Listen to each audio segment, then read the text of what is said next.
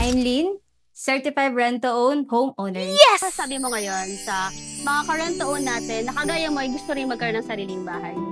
Wag na nilang patagalin yung pagre-rent kasi sobrang nakakapanghinayang yung mga binabayad kasi hindi napupunta dun sa atin yung nare-renta. Mas mayaman yung may-ari ng bahay.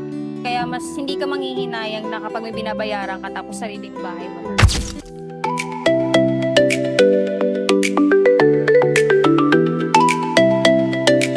Nung kinuha mo to, kasama na rin itong pinalagyan pa? Kasama na siya. Pati yung kabila yung sa Lahat ng garahe. pag-turn and over to, meron na talaga siya. Okay din kasi mahal din magpalagay nito eh.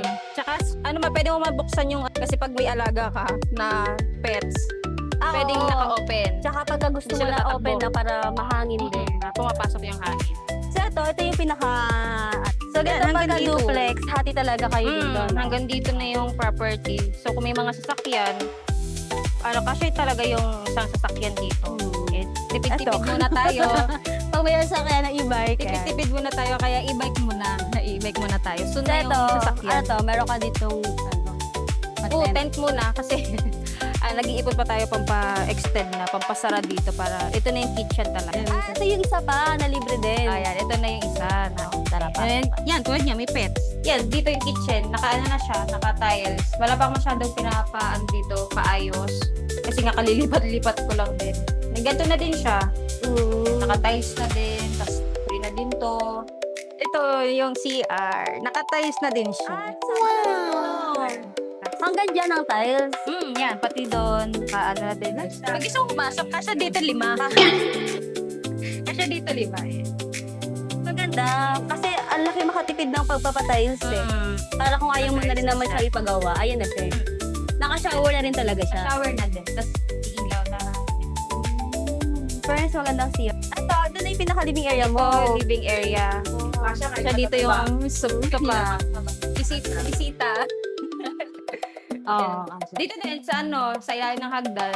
May plan pa ako dito kasi gusto ko itong yung ilalagay sa TV. Opo, sa Sara.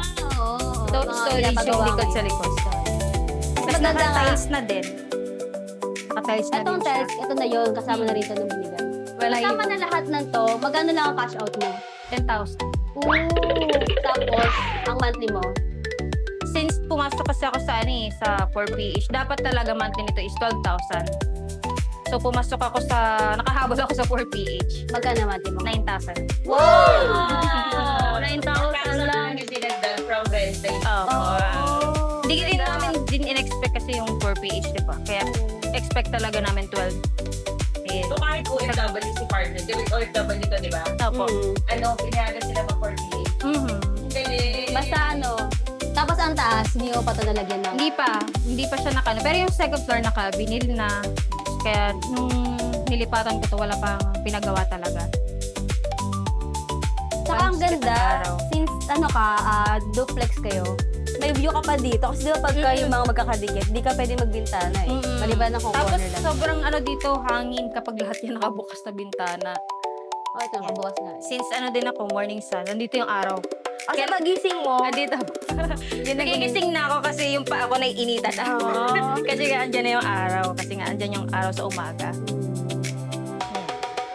tapos naka-ready na rin siya for aircon. So wala pa tayong muna, unti-unti. Okay din no, yung sasabi natin na 3 kwarto. Kunyari dito isa. Ito yung master, ito yung sabi ko na hatiin ko dito. I'm Lynn, certified rent-to-own homeowners.